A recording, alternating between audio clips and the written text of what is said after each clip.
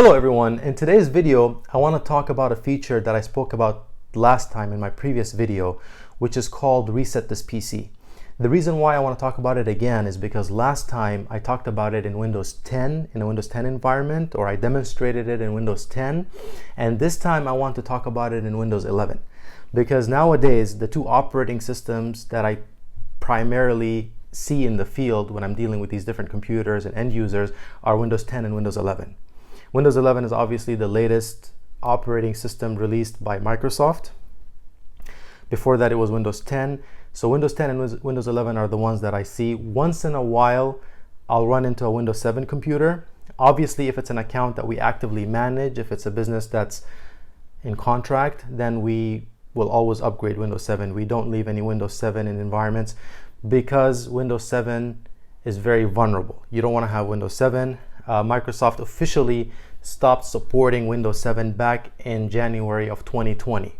So that means they are not releasing any more updates, any more patches. So that makes it very vulnerable. So you don't want to have it.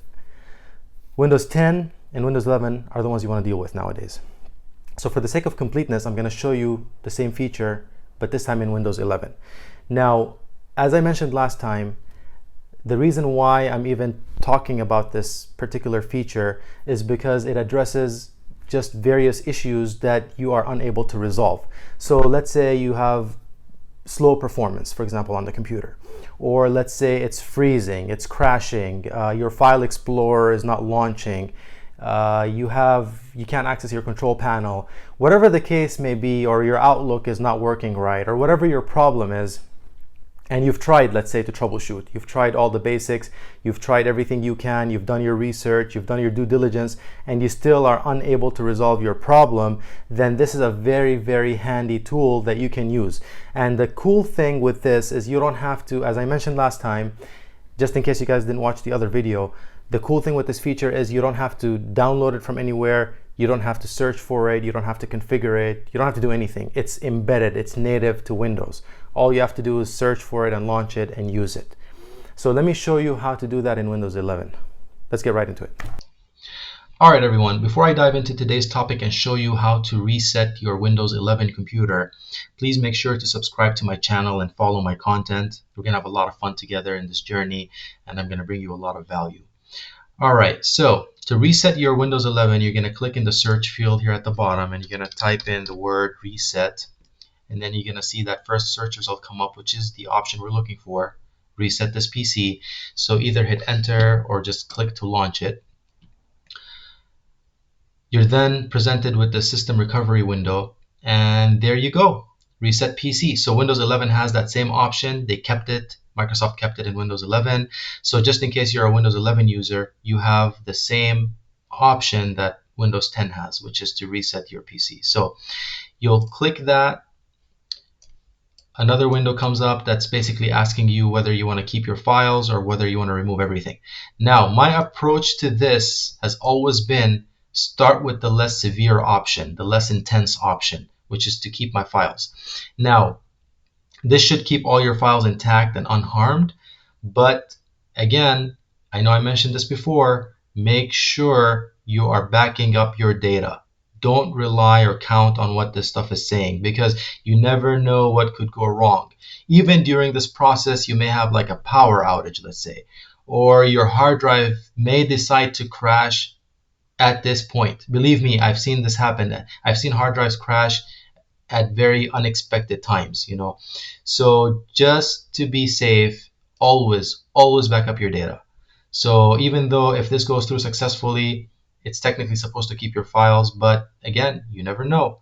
So start with the keep my files. Now, if that doesn't fix your problem, or if your problem reappears shortly after, then you can go with the remove everything option. So for the purposes of this demonstration, I'm just going to go with the keep my files.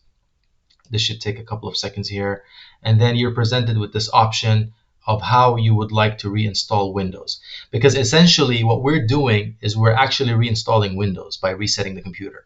So you have two options, either a cloud download or a local reinstall. Now, a couple of things to consider. Ideally, you want to go with cloud download because this is downloading a fresh copy of Windows from the Microsoft servers. So If there's any kind of corruption in the local system files, if it's buggy, if there's anything wrong, you're bypassing all of that. You're going straight to the cloud, you're going straight to Microsoft servers, you're downloading fresh copies, so you're bypassing that possibility.